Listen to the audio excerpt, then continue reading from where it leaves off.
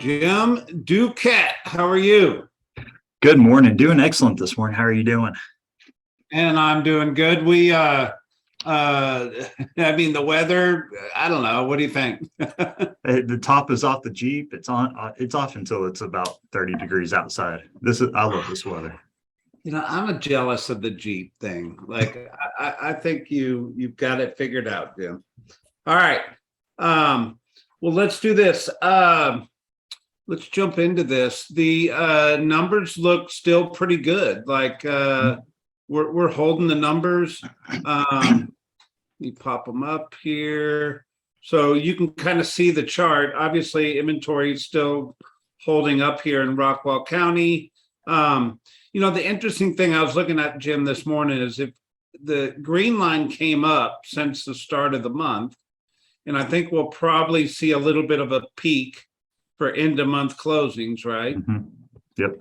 But if we're kind of at this 50 closing line, and you just kind of follow that line back to the left, there's a lot above that line, but there's quite a bit below that line too. So, I mean, I'm looking for a trend line. If you were to take a pen and draw a line right down the middle of this where it was evenly matched.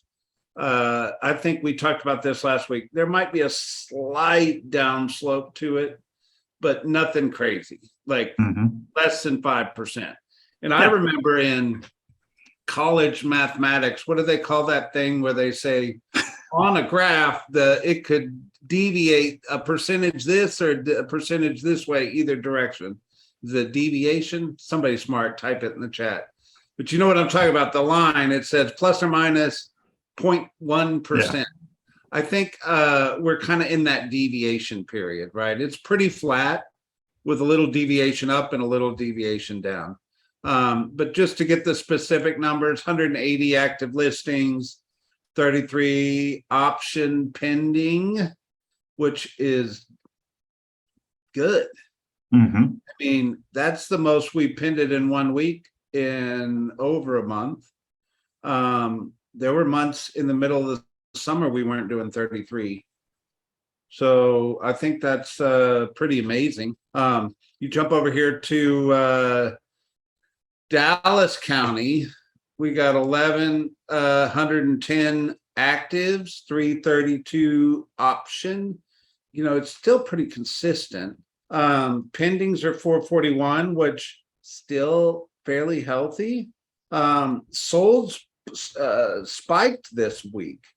And if I go look at the graph, look at this green line coming back up.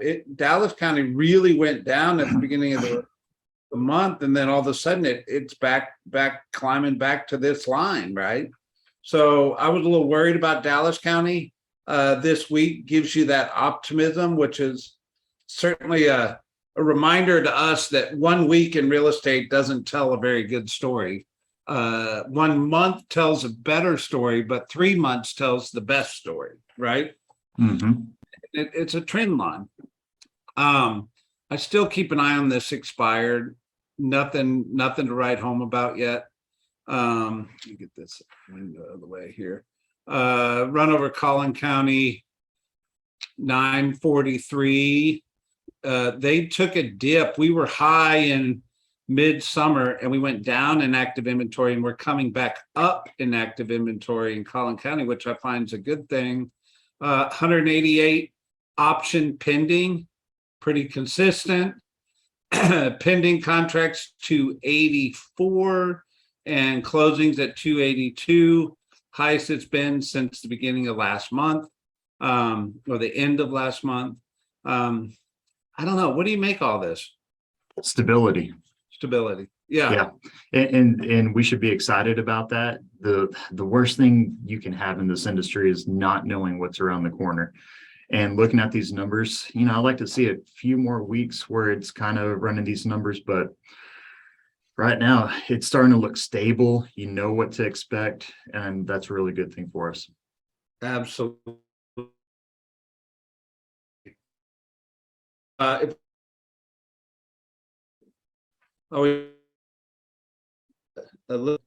Same, not 7 active listings in Henderson County. Am I holding my internet said it was unstable? Can you hear me?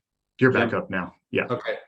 87 active listings in Henderson County, 14 went under contract, 21 pending, 28 sold. It's pretty healthy. I mean, you look back, 28's the second highest week we've had since the end of August.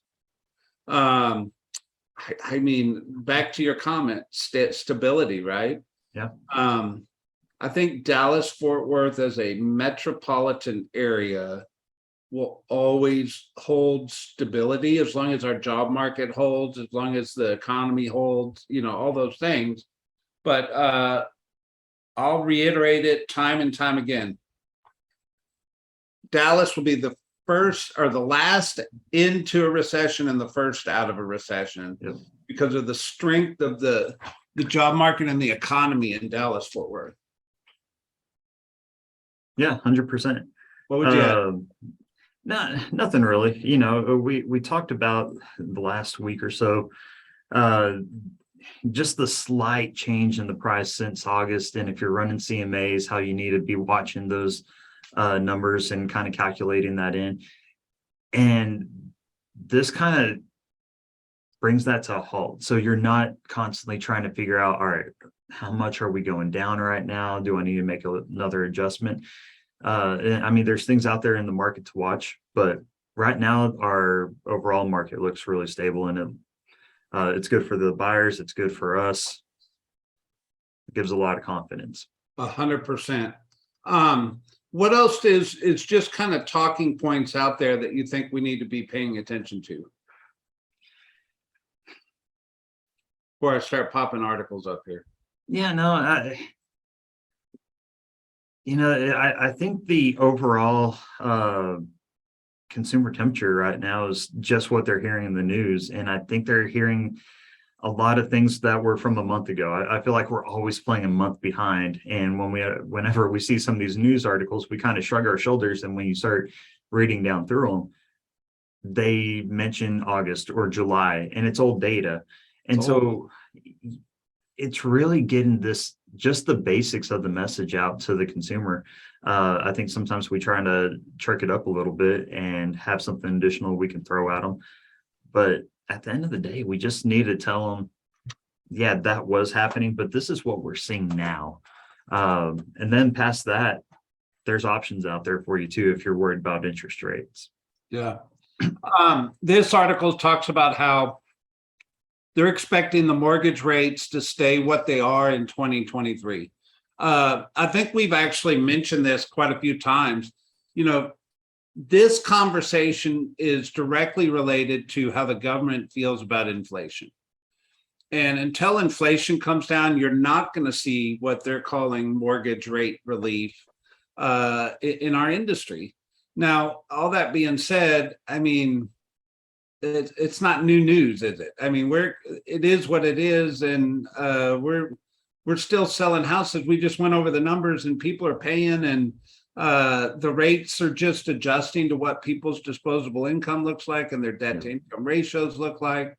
And I don't see it really hurting our industry next year. Maybe a little bit of a slowdown, but not much. Yeah, same here. I look at some of these forecasts and they may be exactly right. Eventually somebody's right. But I hate looking that far into the future saying, yeah, this is what you should expect for 2023. Because if you take that for what it's worth on the surface, you need alternate plans. What if it gets worse? What if it gets better? Right. And up until this article, I've seen a lot of people saying, I expect around that 4.5 interest rate going sometime in the summer of June. You should plan on that. You should plan on it being where it's at right now in June. You should have multiple plans and not just take any one thing as it's written in red. Just be ready. I think this is interesting. So the two lines up until here, which is second quarter 2022, which we completed. We're obviously in third quarter, almost into fourth quarter here. the lines change, and the lighter blue line is what the Mortgage Banking Association believes is going to happen to interest rates, and the dark blue line is what Fannie Mae believes are going to happen to interest rates through the end of next year. So what I think is optimistic here is that we're plateaued. Like, we're not anticipating rates to go much higher. I don't think they're going to crank them into the 8s, 9s. It could happen if they feel like inflation gets out of control. But Fannie Mae is probably one of the smartest organizations that I trust when they come to predicting. And if they're predicting 5.6, 5.5 through 2023, I feel pretty good at saying that to a consumer. I think we can say, hey, listen, I think we've seen the hikes of the interest rates. They're going to dance up and dance down over the next 12 to 18 months, but we're not going to see any crazy dancing. We're just going to see a little up, a little down, a little up, a little down. At least that's what Fannie Mae's predicting. I think that's really fair. The funny part I see here is the Mortgage Bankers Association. They're optimistic. They think it's coming back down to 5. We'll see. But it's important to just kind of keep your finger on this, because you're going to end up in conversations saying, oh, I'm going to wait to buy until interest rates come down. They're not. And just buy accordingly and wait till the rates come down and refi later. You know, we've talked, marry the house, date the rate, right? Like, that's one of the best scenarios. But at the end of the day, I think this is good information. Anything else on that? No, it's perfect. All right. 10 strategies to rescue clients from buyer remorse. Are y'all dealing? Do you have agents dealing with buyers getting nervous or backing out or anything of the sort? Yeah, I don't, I've seen this headline more and more. I haven't seen it with our group members quite as much as it's portrayed in the media, but I think so. And I think it goes a little bit deeper than just what this article is talking about. Yeah. But yeah, I think any time that they're looking at it, how you phrased it a second ago was great on, you're marrying the house, date the rate. And that's what you have to look at a lot of this. It's temporary. It doesn't have to be this forever situation. But yeah, I know that we've had an uptick in cancellation of contracts, but I wouldn't say that it's been anything if you were looking pre-2000 or 2020. Yeah. Well, let's run through these real quick. So they're saying conduct an in-depth buyer interview. Interview your buyers, determine if they're pre-approved and recommended they get pre-approved. Now, this is old news, but I do think agents in the last couple of years got a buyer and just stuck them in the car, met them at a house, and left out that front end professional consultation. I get it. I did it too, but I do think this is a really important part of the process to get professionalism high, 1, and 2, it eliminates problems later. It's kind of like doing the prep work on the front end. We all want to play in the game, but practice is important. There's a little bit of prepping before you get out there into the field. Yeah, I always like using that first show, like give them one showing. And that was the showing where I did this interview and got a little more of an idea of who they were, what their goals were. And at that point, start trying to steer the process in this direction. Yeah. Give them copies of relevant contracts. Explain that closing costs are in addition to down payment. How people get all the way to purchasing without that knowledge drives me crazy. But I think simply you could say, hey, did you go over how much cash it was going to take with your lender to get you into this house? Like, do you understand how closing costs work? Let's get them on the phone and make sure we go through it all. Make the lender be the person of telling that news. Provide them with a step-by-step outline of the closing process. There's no such thing as 100% house. Talking to them about, every house is going to come with something, being able, setting expectations around repairs. It's a little bit of an elementary going back, it's almost like going back to Ignite and teaching people how to sell buyers, right? Mhm. But what happens is we get busy and we lose some of those fundamentals, and those fundamentals are what bites us when buyers get a little nervous. Do an automate or an AVM pricing CMA, obviously pretty easy, and then pull the property reports from home disclosure, clue databases, all that stuff, so you don't get surprised by something later. So anyway, once the offer is accepted, provide your buyer with a calendar, important dates. This is pretty basic stuff, but it's a reminder we need to make sure our process is in place, because you go back to the conversation around bulletproofing a transaction.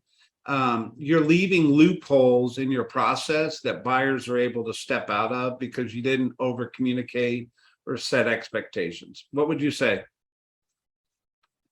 No, absolutely. Setting expectations is the number one thing. And I can remember one of my first buyers, we got pretty far into it and realized that there was a disconnect of what he wasn't getting from his lender. And you should have all sorts of processes mapped out. And really, whenever you have that buyer that's coming in, it's just automated. This shouldn't be things that you're thinking about. You should just automate. Today I have to wake up, do this, because when you have to start thinking about it, then you start forgetting about what you really should be doing is the lead gen. Yep. There you go. Inman's ultimate guide to navigating the topsy-turvy fall housing market. I find this ironic because you and I are sitting on here saying, hey, we're feeling pretty stable. We're not feeling like hair on fire, but we're feeling pretty stable. But it's certainly an article. I'd encourage people to check it out. It certainly talks about rising mortgage rates create a mixed picture. How do you navigate all this? There's going to be a tug of war around sales prices where sellers are stuck with the expectation of the last 6 months. Buyers are starting to want a deal. How do we navigate that? Jim, I think it really speaks to setting expectations and communicating, right? Like the more professional we are on the front end, the less this becomes an issue on the back end, right? Yeah, absolutely. Had a seller tell me that about a month ago, and we were doing some price reductions, and he looked at me and said, you told me all this. And I just kind of shook my head, and because he was spotting me along the way, expecting exactly what you said, the last 6 months. So it's, even if they don't listen to you right away, I think they recognize it eventually. Yep. All right. DFW builders cutting prices. Have you seen this yet? Oh yeah. Yeah. Upping agent incentives. Yep. What should we pay attention to? What should we know? I think the biggest thing that we really need to look at is this is competition, and it's not necessarily on the MLS. So when we're doing kind of a SWOT analysis, and we're looking at the first half of the story of what sold, but we need to look at the other half of the story of what are we competing against.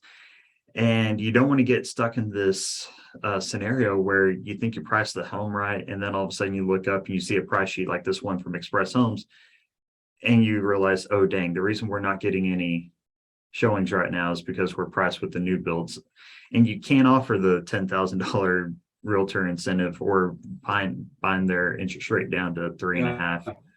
You got to stay competitive with the builders. And so you really got to realize, all right, if you are competing against new builds right now, what are they doing? Have they cut prices recently? What incentives are they offering? And this is another discussion to have with the seller. Yep. And just keeping an eye on it, right? Some of these are $20,000. Here they're saying Taylor Morrison in Northlake dropped the value of this home $60,000. Does that mean somebody else paid more than that for the same house in the same neighborhood? Maybe. Yeah. I'd be a little irritated. But it basically what I'm seeing is anywhere from 5 to 10%. So $60,000 on a $600,000 house, $20,000 on a $300,000 house. $75,000 on a $790,000 house. They've got 10% built in where they're dropping these prices. But I also think we joke and we're serious and not serious, but builders, we have a love-hate relationship with them. They love us again, right? They didn't love us a year ago. But I think they know that we drive the business to them. When they don't have people just crazy walking into their model homes, right? Yep. And it's certainly an opportunity for agents to pick up. Jim, and you and I talked, like, I think having a strategy around putting a lot of new construction properties under contract would be a really strong strategy for agents right now, because you're filling a pipeline of income in 2023 by doing this. And if you could do a separate marketing campaign of build your new house now and we'll sell it later in the spring, or whatever the messaging is, I think putting a lot of houses under contract that are new construction would be really strategic for next year. Yeah, especially when they're offering incentives. I mean, I know a lot of the incentives they have are for spec homes, but they do have incentives for the build to suit. And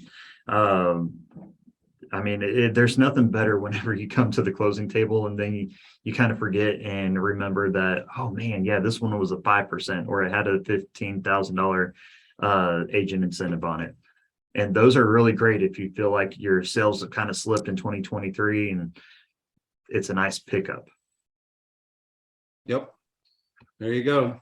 All right. So rental market. We don't talk a lot about the rental market on this, because we typically focus on the resale or the purchase market. But the rental market, there's two articles this week. One in the Dallas Business Journal says rental climate puts homeowners HOAs on a collision course. This is interesting because every homeowner in the country was asked if they like having a renter as their neighbor. The super majority of the homeowners would say that they would prefer a neighbor who owns the house. Obviously, ownership, you take better care of the house than you do if you're a renter. That's typically the motivation behind that. But because of skyrocketing rental prices, while homes priced have stabilized somewhat from their runaway appreciation for most of 2021 and 2022, rental rates continue to rise at an unprecedented rate. What do you make of all this? Yeah, I think it's a couple of conversations. I think if you have a renter, it's a really good conversation to ask, have you looked at buying? Because even with interest rates, it could still be much more beneficial. Now, some of them have credit issues and that's just not going to work. But you got to ask the question first to know if that's a yes or a no. The other thing I would warn everybody is we're going to have a lot of investors coming out over the next year. Make sure that we're looking at the deeds and restrictions. Make sure that we're putting in objections what they want to use the house for, because there are neighborhoods already that have no rentals allowed, or you have to live in the house for 2 years before you can put it out there for rent. And you don't want to get in the situation where they put it out there for rent and you may be looking at having to put it back out there for sale for free because we didn't look at the deeds and restrictions. We didn't help guide them along that area.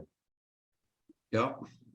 So on Market Watch, I didn't get to send this one to you ahead of time, Jim, but it says rents fell in August for the first time since 2021, but they remain sky high in many major U.S. cities. Basically, they're saying the rents came down $10, which is move the needle, right? But every time I see this, I always cringe because I remember what I paid for my first rental in college and going, oh my God, how did anybody afford this? But I guess that means we've been around a while because everybody has that reaction. But $1,700 a month is the median US monthly rental rate. That's high to me. Is that high to Yeah. you? No, I'm with you. I mean, that's over double what I paid early on. Yeah. 17, yeah. So I find it interesting. It's important to 0.1%. Here's the thing. We look at trends. I'm always trying to create a line. Are we up, down? Where are we going? What this says to me is the rental market crested the mountaintop. And it was going up, up, up, and it's just now crested the top of that climb. And maybe it's going to come back down, or maybe it's going to go back up, but we certainly crested. And I think it's important to realize, but here's the thing that I read in this article and went, oh.